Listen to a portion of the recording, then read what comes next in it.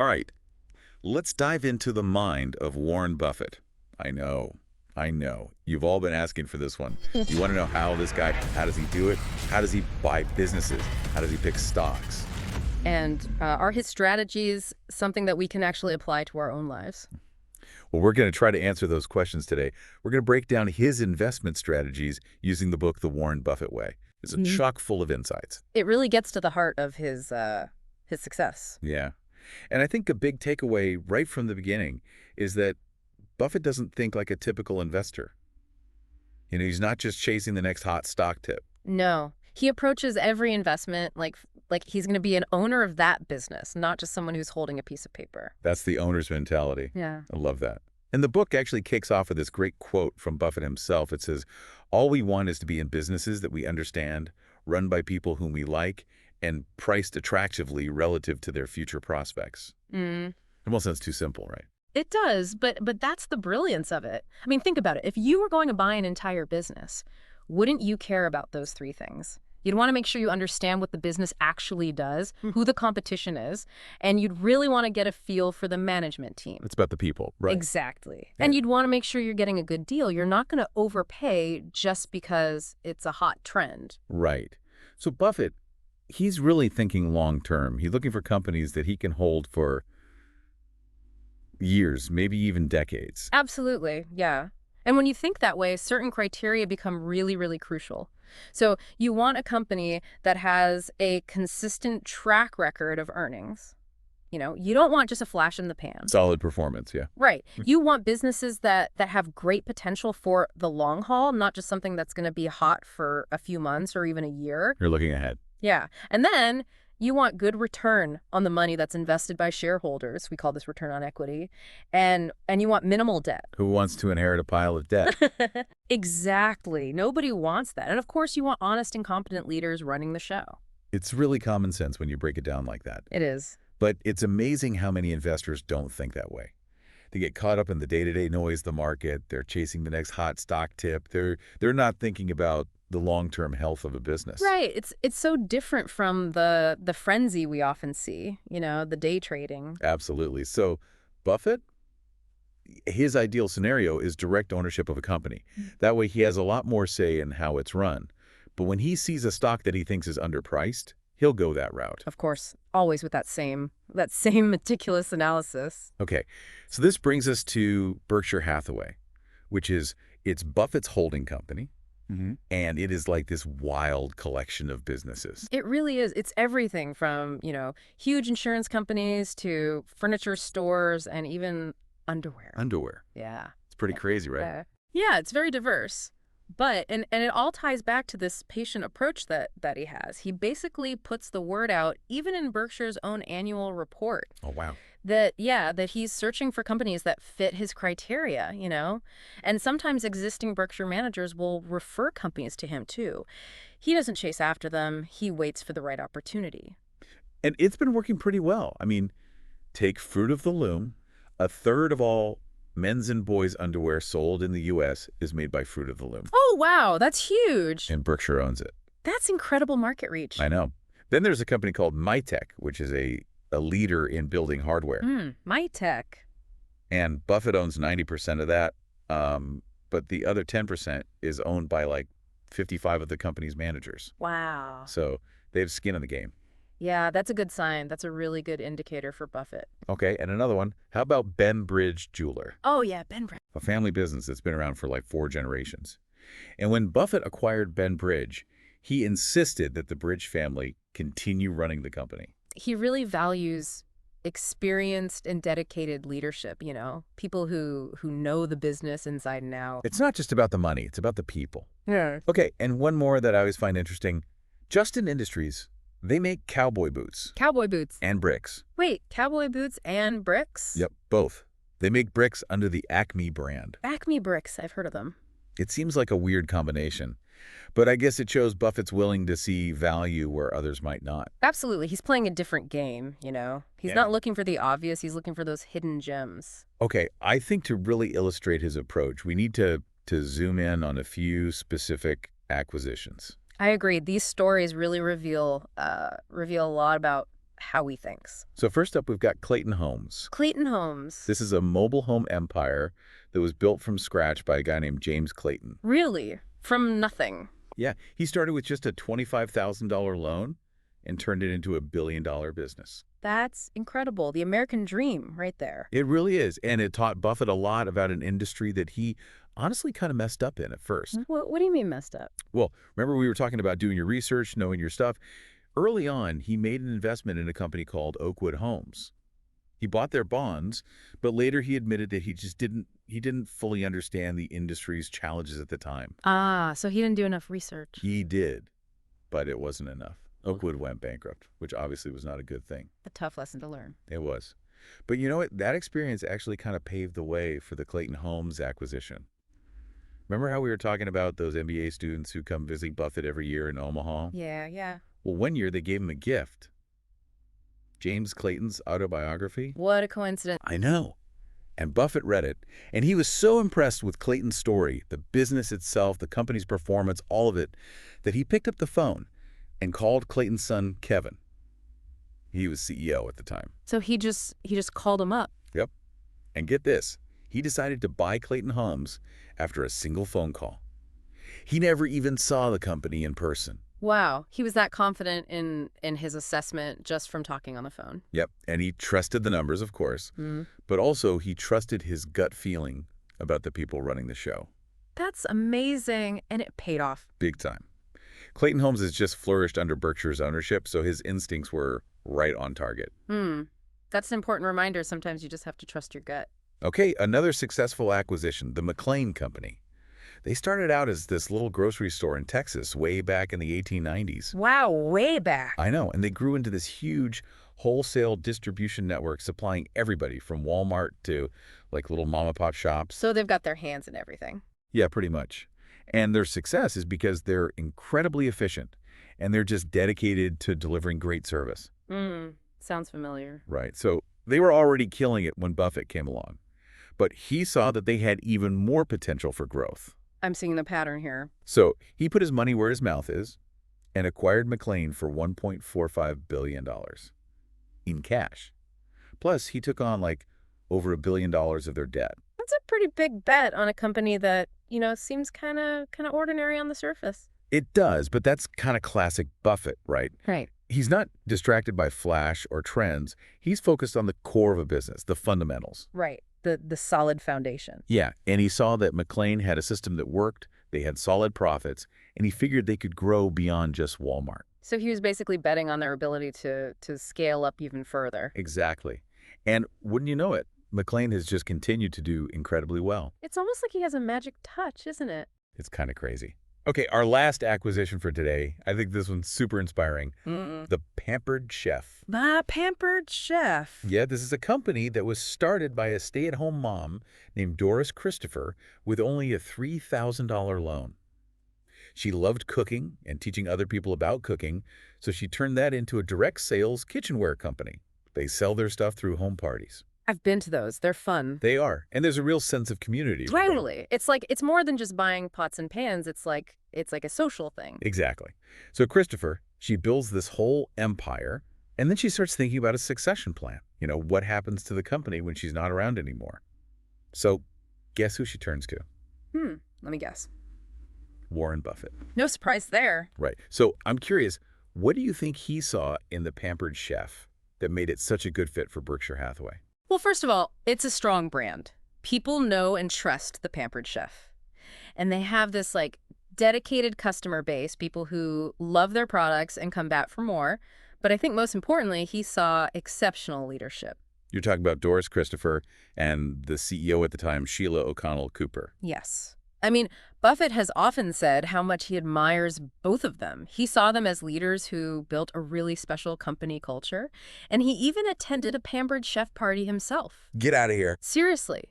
He wanted to see it in action to understand what made the company tick. That's dedication. It really shows that he's not just looking at numbers. He wants to see how business works in the real world with real people. Exactly. He's not just crunching numbers in a spreadsheet. He's out there getting a feel for the business, for the people, for the whole experience. So we see these same principles play out in his stock investments, too. He's looking for the same things. Understanding the business, the people, and the long-term potential. Yep. And he's got this great quote about that. He says, "I buy businesses, not stocks. Businesses I would be willing to own forever." I love that. It perfectly sums up his approach. He saw a really well-managed bank with a solid history and a conservative approach to lending. A safe bet. Yeah, and he realized that the market's fear was just, it was way overblown, you know? So he thought they had a good chance of bouncing back. More than that, he saw that Wells Fargo had the potential to not just survive, but to really thrive after things settled down. So in 1990, he bought 5 million shares, and that made Berkshire Hathaway the bank's largest shareholder. That's a bold move, especially when so many people were betting against Wells Fargo, you know? I know. The short sellers, they were out in force. Right. They thought Wells Fargo was going to, you know, stumble and fall. But Buffett, he just held firm. And he even increased his stake. As the price fluctuated, yeah. He was playing the long game, like always. And as usual, his instincts were spot on. Wells Fargo weathered the storm, and it came out stronger on the other side. And it's another great example of how Buffett's ability to assess risk can lead to some pretty impressive returns. Yeah. You know, this is a key takeaway for anyone listening. Don't just blindly follow the crowd. Don't get caught up in the hype. Or the panic. Yeah, sometimes the best opportunities are the ones that everybody else is overlooking or straight up ignoring, you know? Because they're scared. Right. And it does take courage to go against the grain like that. It does. But when you're right, it can be so rewarding. It really can. You know, it's all about trusting your analysis, trusting your own judgment. Not getting swayed by all the noise in the market. Exactly. Remember, in the short term, the market is driven by emotion, by fear, by greed. Yeah. But over the long term, it all comes down to that the underlying value of a business, you know, what it's actually worth. Not just what people are willing to pay for it on a given day. Okay, so we've talked a lot about specific companies, but let's zoom out a bit and talk about one of the key concepts in Buffett's philosophy.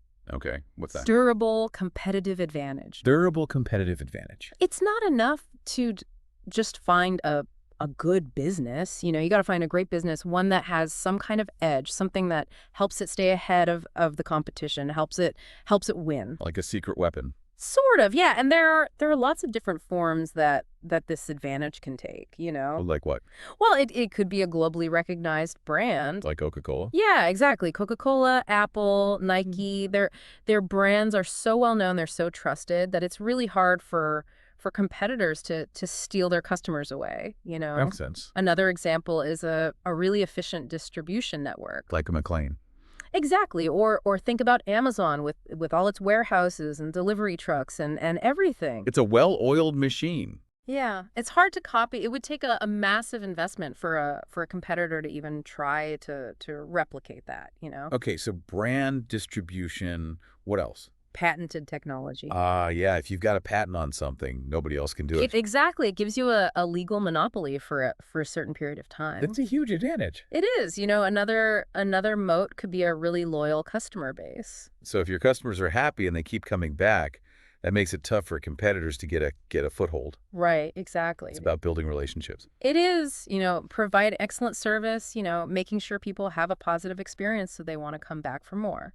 Makes sense. And then there's a culture of innovation, you know. Always trying to improve. Yeah, always coming up with new products, new services, new ways of doing things. You know, it makes it hard for competitors to keep up. So these are all things that help a company stand out and stay ahead of the game. Right. And Buffett is really good at spotting companies that have these durable competitive advantages. He's always asking what makes this business special? What will help it thrive in the years to come? That's a good question to ask. It is. You know, any investor should be asking themselves that question. Yeah, what makes this company unique? What makes it different? What makes it stand out? Yeah, and it all ties back to that owner's mentality, you know. If you were going to buy a business, wouldn't you want to know what gives it a leg up on the competition? Absolutely. Okay, so we can't really talk about Warren Buffett without mentioning his mentor, Benjamin Graham, right? The OG value investor. Yeah, exactly. And Graham wrote this really influential book called The Intelligent Investor. Which is basically the Bible of value investing. It is, and Graham's principles, they're woven throughout Buffett's entire approach. Well, give us an example. Okay, so one of Graham's most famous quotes is, "Investing is most intelligent when it is most businesslike." Hmm, that's interesting. Right, and that really captures the essence of Buffett's philosophy. He doesn't think of stocks as just pieces of paper to be traded back and forth. He Yeah. sees them as ownership in real businesses as a part of something bigger. And that means really getting to know those businesses. Exactly. You have to understand how they operate, understand their competitive landscape, understand their potential for long-term growth. So you're not just looking for a quick buck. No, no, it's not about chasing hot stocks or trying to time the market. It's about buying into companies that you actually believe in. Companies that you think are going to be around for a while. Exactly. Now Graham also stressed the importance of margin of safety. Margin of safety. Yeah, it's basically buying a business at a price that's lower than its intrinsic value. So like a buffer. Yeah, you want that cushion in case things don't go exactly according to plan. Because they never do. Right, exactly. Yeah. So it's about not overpaying, even for a really great company. There's always a point where it's too expensive. Yeah, a price that doesn't leave any room for unexpected challenges or mistakes. So Buffett, he's always looking for a bargain. He's looking for a price that not only reflects the value of the business today, but also provides some protection on the downside. Like a safety net. Yeah, exactly. Like if the market takes a tumble or the company, runs into some unexpected problem. It helps limit your losses. Exactly. It makes sense. Now Graham also came up with this idea of Mr. Market. Mr. Market, what is So that? he imagined the market as this moody character, this guy who's constantly offering you prices for your stocks. Okay, so like an auctioneer. Sort of, yeah, but some days he's really optimistic, he's offering you high prices. When he thinks everything's great. Right. And then other days he's really pessimistic, he's offering you really low When he's prices. feeling down. Exactly. And often these mood swings, they're driven more by emotion than logic. So you're saying we shouldn't always trust Mr. Market? No, you shouldn't let him dictate your decisions. You shouldn't let his mood sway you. You should focus on understanding the intrinsic value of your businesses, what they're actually worth. The fundamentals. Yeah, and then use Mr. Market's irrationality to your advantage. When he's offering you a great business at a bargain price, that's when you pounce. It's like finding buried treasure. It is, and Buffett, he's really good at finding that buried treasure. He's a master of the game. He is, yeah. So the takeaway here is, be patient, be disciplined. Do your research. Yeah, do your research and don't get distracted by the ups and downs of the market. If you can find those hidden gems and hold on to them, You can beat the market in the long run. I like that. Okay, so another metric that Buffett uses is return on equity. ROE. ROE, right? It's a way of measuring how effectively a company is using the money that's invested by its shareholders. So how are they using their investors' money to make a profit? Exactly. Think of it this way. If you were to lend a friend $100 to start a lemonade stand, A lemonade stand. Okay. would you want to know how much profit they made with that money? I would want some of that lemonade. Right. So if they made $10, that's a 10% return on your investment. If they make $20, that's a 20% return. So the higher the return on equity, the better. Exactly. Yeah. And Buffett, he loves companies with high ROEs. Okay. Why is that? Well, it's a sign that the company is well managed, that it has a strong competitive position, and that it's actually generating good returns for its investors. It's using its resources wisely. Right, exactly. And Buffett has a real knack for finding these companies with high ROEs, these companies that are just churning out profits. Profit machines. Yeah, basically. Okay. Now you mentioned free cash flow a little bit earlier. What is that exactly? Okay. So free cash flow is the cash that a company has left over after paying for all its operating expenses and any investments it needs to make in its business. Just like the leftover money. Yeah, it's the cash they have after paying the bills and keeping the lights on and investing in growth, you know. So what can they do with that extra cash? Well, they can use it to pay dividends to their shareholders. They can buy back their own stock, Hmm. which can boost the value of your shares. You know, they can Right. use it to make acquisitions. They can expand into new markets, or they can invest in new products and services, you know. So they have options. They do. Yeah, they have a lot of flexibility. Yeah. Like having money in the bank for a rainy day, but for a company. Exactly. Exactly. And companies with strong free cash flow, they're more resilient. They can weather the storm. They can, yeah, they're less dependent on borrowing money, you know. Okay. And you mentioned debt. Yeah, so Buffett is very, very cautious when it comes to companies with a lot of debt, you know. Why is that? Well, debt can be a double-edged sword. You know, it can be helpful for a company to use some debt to finance its growth, but too much debt can be really dangerous, especially when the economy takes a downturn. Because their income might go down. Exactly, yeah. If a company's profits start to decline, its debt burden can quickly become unsustainable. It's like having a big mortgage and then losing your job. It can put a lot of stress on your finances. Exactly. And Buffett has seen firsthand how debt can cripple companies, you know, especially during recessions. Mm. He prefers companies that have a more conservative approach to debt, companies that can handle those inevitable downturns without putting their financial stability at risk. So it's all about mitigating risk. It is, yeah. Buffett is not a gambler. He's a calculated risk taker. He does his homework. He does. He understands that investing involves risk, but he tries to minimize those risks by choosing companies that have strong financials, you know, durable competitive advantages. And good management. Yeah, good management teams, right? Okay, so we've talked a lot about the numbers, but you've also said that Buffett, he looks at the softer side of a business too.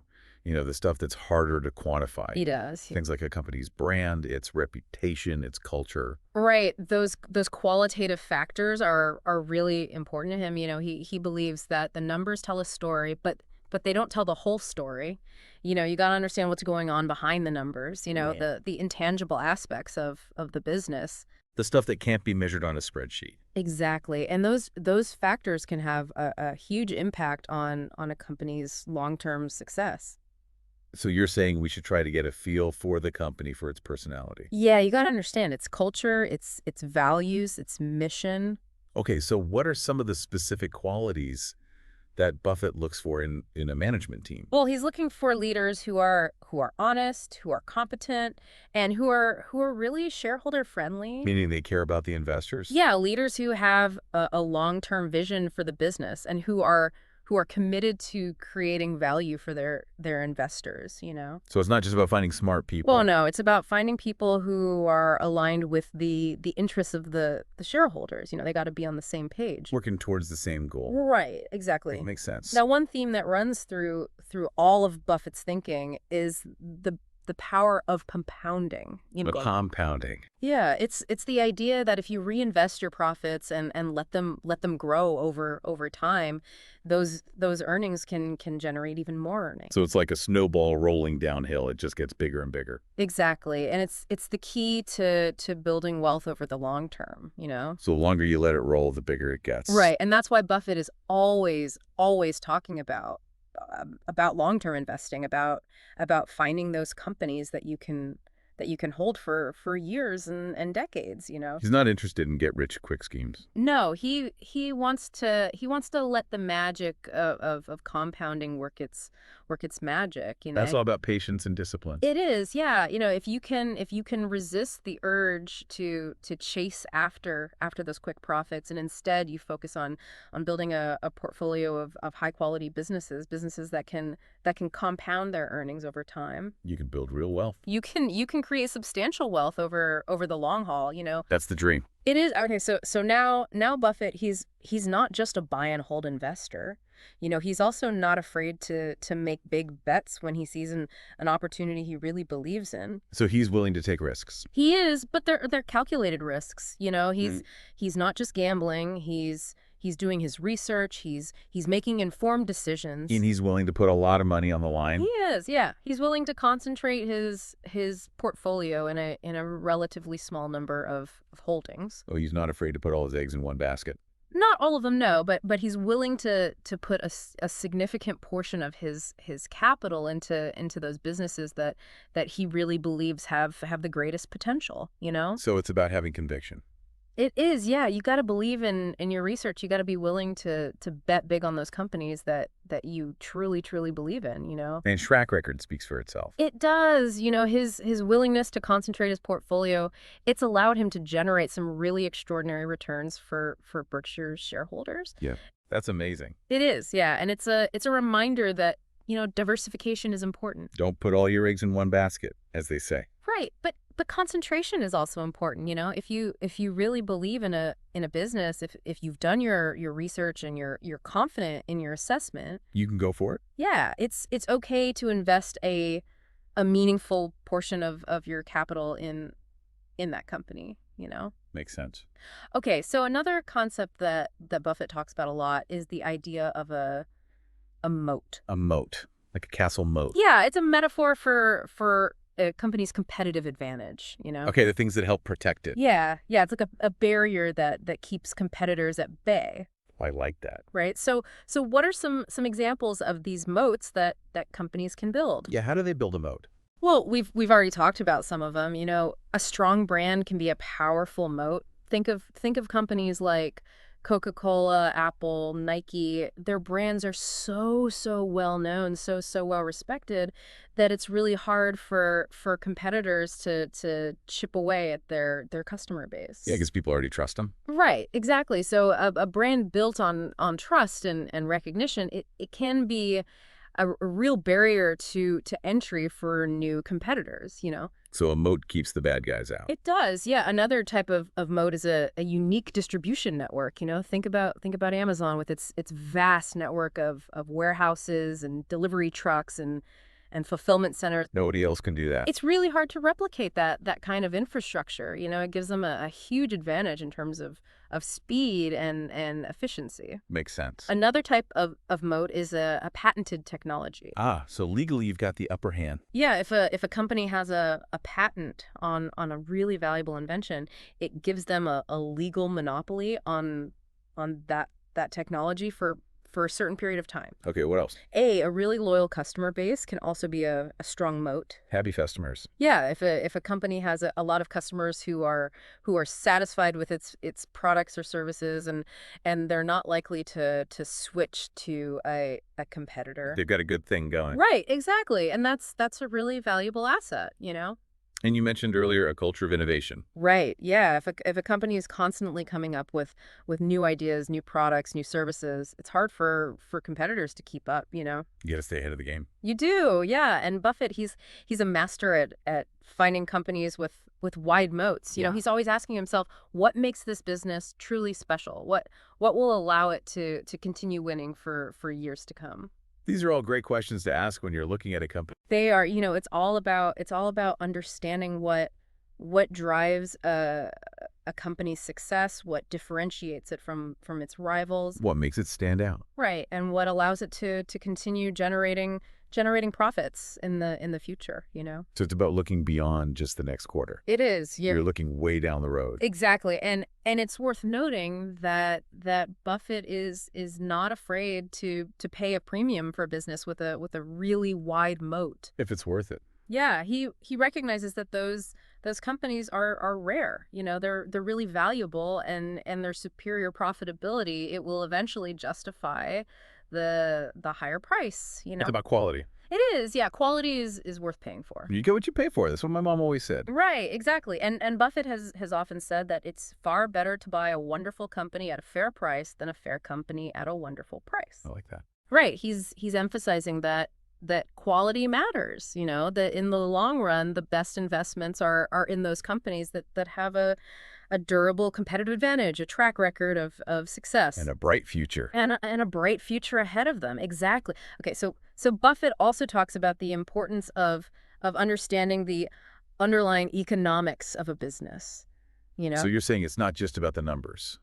No, it's not enough to just look at the numbers. You got to understand what drives those Oh, it's numbers. behind them. Yeah, you got to understand what makes a company profitable and how those profits are likely to change over time. Okay, so it's like understanding the engine of a car. Yeah. Yeah, it's like Yeah. getting under the hood and figuring out how all the pieces fit together. How it all works. Right, exactly. And Buffett, he's really good at breaking down complex businesses. Simplifying things. Yeah, cutting through the noise and getting to the heart of what makes them tick. He's like a mechanic, they can take an engine apart and put it back together again. He can, yeah, and he has that same kind of understanding when it comes to businesses. You can see the big picture. Yeah, he can break down a company. He can identify its key drivers of profitability and he can understand how those drivers might change in the future. That's a really useful skill to have. It is, yeah. It's a reminder that successful investing it requires more than just looking at the stock price.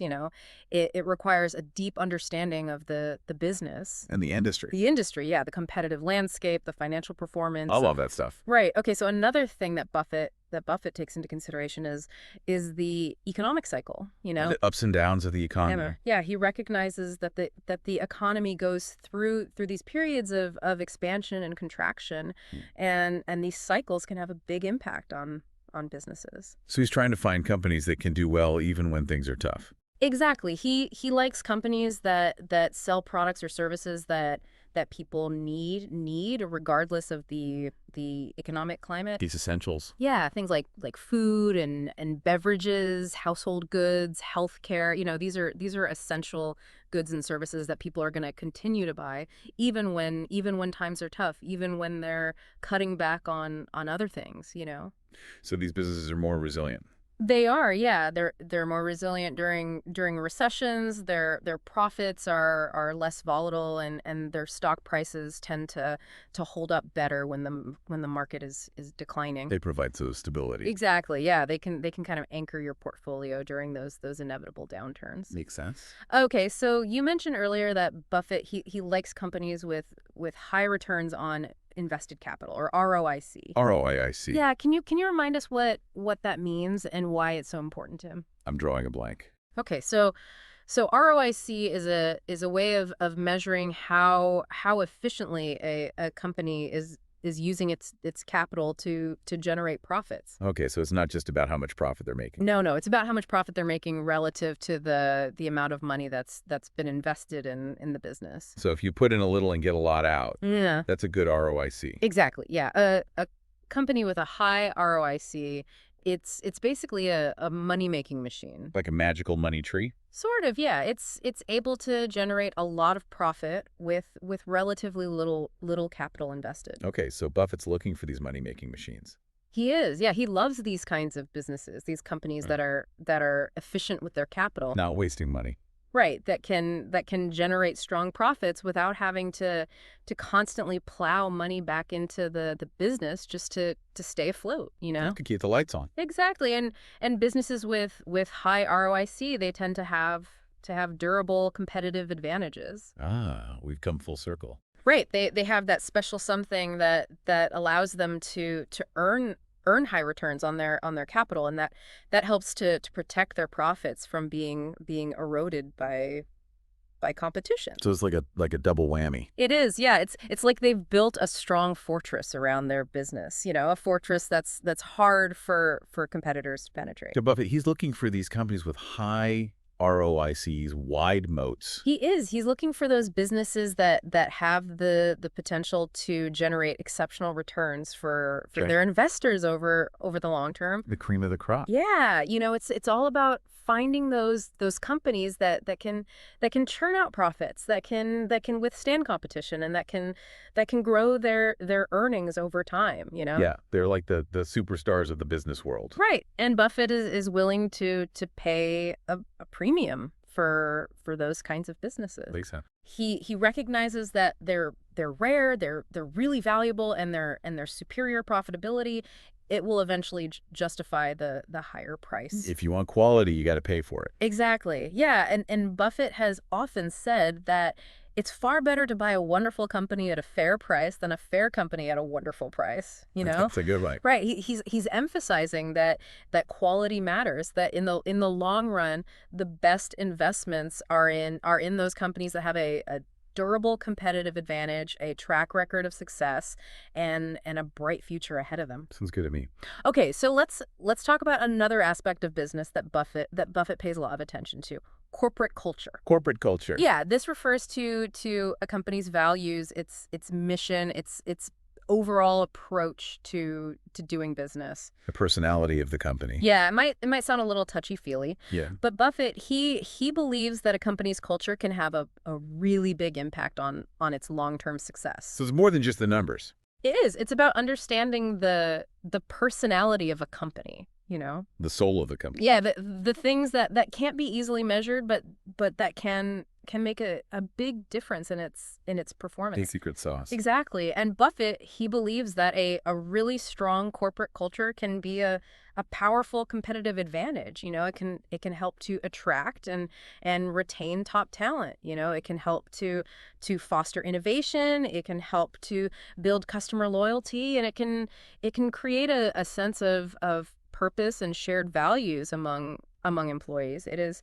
Yeah, it's like the glue that holds a company together. You know, it's that intangible force that drives its success. Okay, so can you give me some examples of companies with strong cultures that Buffett really admires? The one that comes to mind is See's Candies, you know? See's Candy. Yeah, it's a company that Berkshire Hathaway acquired back in 1972. Okay, the chocolate. Yeah, the chocolates, you know, See's is known for its high quality chocolates, its amazing customer service, and it has this really loyal following of fans. Yeah, people love See's. They do, but what really impressed Buffett was the company's culture.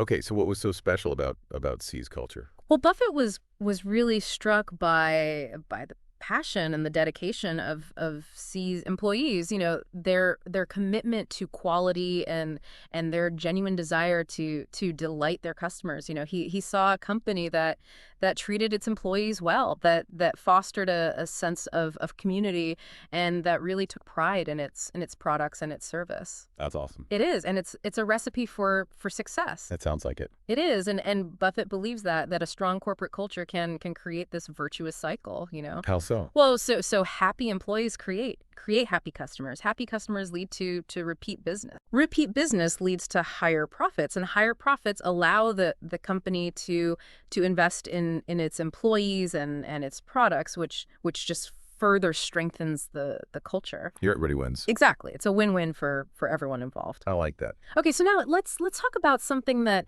might surprise some people: Buffett's willingness to avoid certain industries altogether. You know, Okay. he's famously said that he doesn't really understand technology that well. And he prefers to stick to businesses that he can grasp, businesses that have a proven track record of profitability, and that are less likely to be disrupted by new technologies, you know. So he's not afraid to stay in his lane. He's not, you know, he knows what he's good at, and he sticks to it. I think that's a good lesson for all of us. It is, you know, it's tempting to chase after the latest hot trends, Yeah. you know, to get caught up in the hype. But it's important to remember that not every industry is created equal. You know, some Yes. industries are inherently more predictable, more stable, and less susceptible to disruption than others, you know. And those are the industries that Buffett tends to focus on. Right. Right. Yeah, he likes businesses that sell products and services that people will always need, businesses that are less likely to be upended by some new gadget or software program, you know. The things that people can't live without. Right, exactly. And that doesn't mean he's totally against technology. You know, he recognizes that technology can be a powerful force for innovation and growth, but he's just cautious about investing in companies that are heavily dependent on technology that's rapidly evolving. It can change so quickly. It can, you know, and the winners and losers can change really quickly, you know. Yeah. He's more comfortable investing in businesses that have a more predictable path, where the competitive landscape is a little more stable, and where he can more accurately assess the long-term risks and rewards, you know. Yeah. Makes sense. So we've talked about understanding businesses, avoiding risky industries. What else? Okay, one more thing, and it's something that Buffett has emphasized throughout his career, the difference between price and value, you know? Ah, yeah, that's something that a lot of people struggle with. They do, and it's really important to understand the difference, you know? So tell me, what is the difference between price and value? Okay, so the price of a stock is simply what the market is willing to pay for it at any given moment. You know, it can go up, it can go down, it can fluctuate wildly from day to day. You're driven by all sorts of things. It is, yeah, you know, news, rumors, emotions, speculation, all sorts of things, but the value of a business, that's something much more fundamental. Something more solid. Yeah, it's based on the company's assets, its earning power, and its long-term growth potential. So the price is what you pay, the value is what you get. Exactly. And Buffett, he's always looking for those opportunities where the price is significantly lower than the value, you know. He's looking for a steal. He is. He's looking for those bargains, those mispriced assets, you know, where the market has kind of underestimated the true worth of a business. It's like finding a $20 bill on the sidewalk. Yeah, exactly. It's finding that hidden value, and when he finds it, he's not afraid to buy a lot. Makes sense.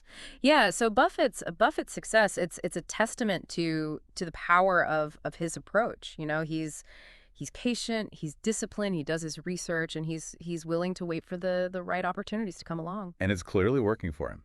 It is. It really is. You know, his approach, it's not about following a rigid set of rules or formulas. It's about thinking for yourself. Yeah, it's about applying principles. It's about using common sense. And thinking like an owner. Exactly. It's about thinking like an owner. You know, so to wrap things up, Yeah. Buffett's approach is all about taking that long-term perspective, focusing on the fundamentals of a business, and making informed decisions based on careful analysis and sound judgment.